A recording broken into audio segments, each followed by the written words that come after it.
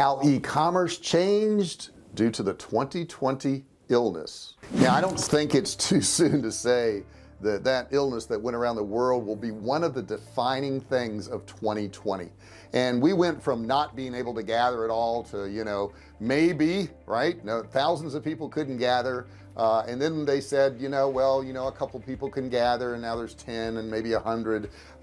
It's kind of getting back to normal, but it's gonna have lasting effects. The way people shop, the way people think, all these things have changed, all because of 2020. In this video I want to go through all those things and show you how you can take advantage of these things for your business and the things you shouldn't do. And we're getting started right now. Don't forget to subscribe below and ring the bell, turn on all bell notifications so you're notified every single time I go live or I upload a new video.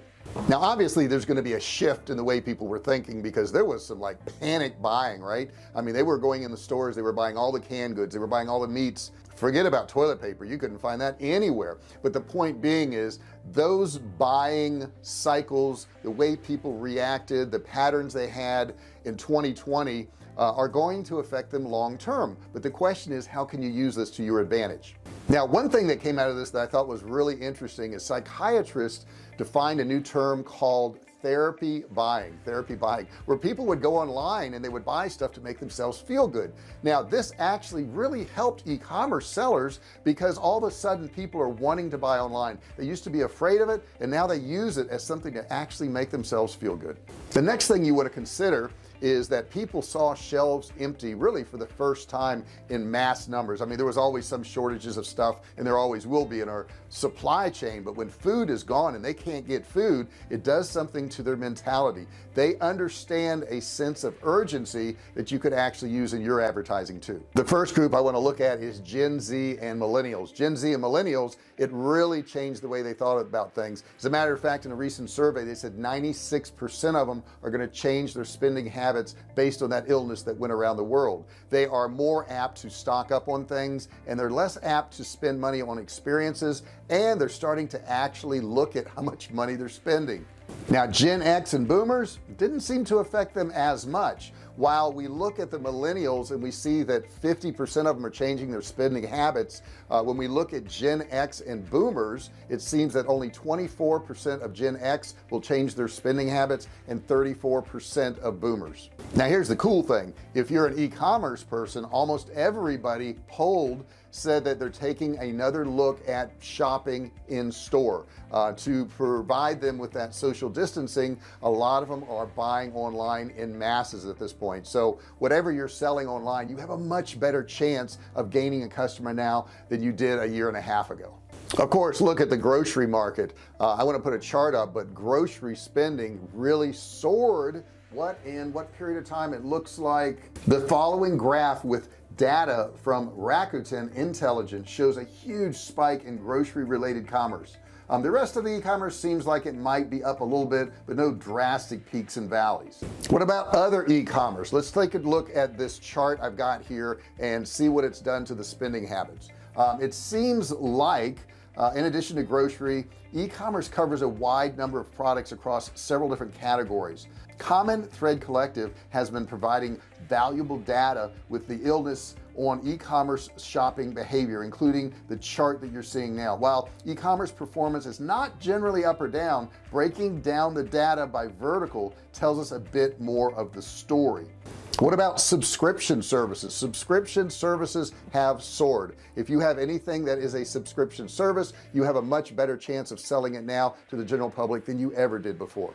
Now check out this data on spending and conversion rates. It's pretty interesting stuff. If you look at it here, it looks like e-commerce across a number of specific sectors, monitoring and comparing data from selected businesses year to year. The graph comes from their observations, and it looks like people are making buying choices based on new and ever-changing global and local circumstances. The product categories that are being purchased are also changing.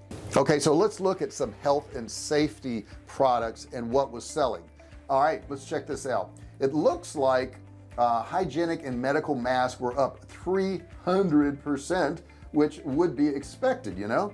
What about shelf stable goods? Now I own a survival food company and we sell products that last for years on the shelf, and we have seen a significant increase in products like that, and the average household now is starting to stock up on items that they weren't able to get when the illness was really bad. Now let's check out food and beverage. Food and beverage is definitely up, but the important thing really about looking at this is how they're buying. What are their buying patterns? There's a new thing called BOPIS, right? That is buy online, pick up in store. They're starting to order online and just drive up and get their groceries. Also, apps like Instacart have seen a huge increase in usage. Check out this chart right here. ShipBob, a shipping and fulfillment partner for e-commerce stores, gathered data from 3,000 of their merchants and is tracking the data. While the chart here shows some fluctuations, the month-over-month increase in online sales for food and beverage, 18.8%. That is amazing. And what about digital streaming? Well, that increased, and it's obvious because so many people were shut into their homes. They were looking for entertainment. Places like Netflix and Amazon and Hulu all saw huge increases in their viewership and subscriptions. Now let's look at luxury goods and how they have been affected. Let's check out this chart right here. Vogue Business projects a potential loss as great as $10 billion for this industry in 2020 due to the illness. This is in part because luxury goods rely heavily on the Asian market's purchasing power, while it has been affected from this particular illness since really last January. This chart right here kind of demonstrates that all of these brands are actually seeing the portion of their Asia and Asia Pacific plus Japan change dramatically. The next thing to be considered is fashion and apparel. How was that affected? Let's check that out. I have a chart right here I want to show you.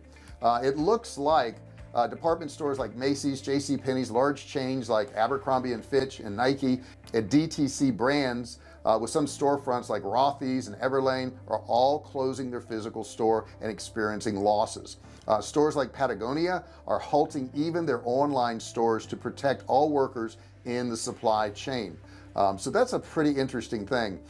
We are, all of us, currently living in kind of a flux. So how can you use all of this information to your advantage? Well, you may want to take a look at the products you're selling online. If you've been leaning towards, you know, high-end luxury products, you may want to go to print-on-demand t-shirts. If you have been selling high-priced items, you may want to look at more economical items. You may want to look at items that people can use around their homes, things like cooking items and appliances for the kitchen, tools for the kitchen, woodworking, any type of hobby things.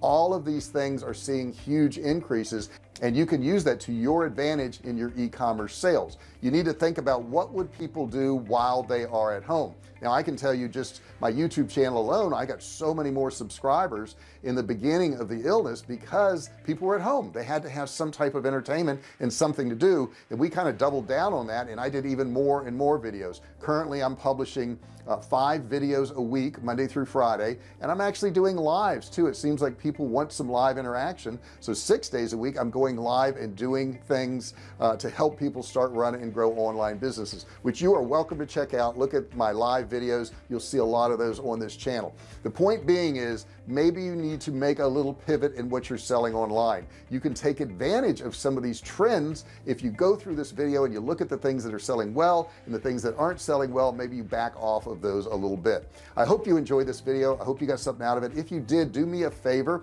put a comment below. Maybe you have a question about this, about starting, running, and growing your online business. Put your questions and comments below. I want to hear from you. I appreciate you watching this video so very much. I actually have a course below. It's a $97 course. You can get it absolutely free. All you have to do is click the link and learn. No credit card required.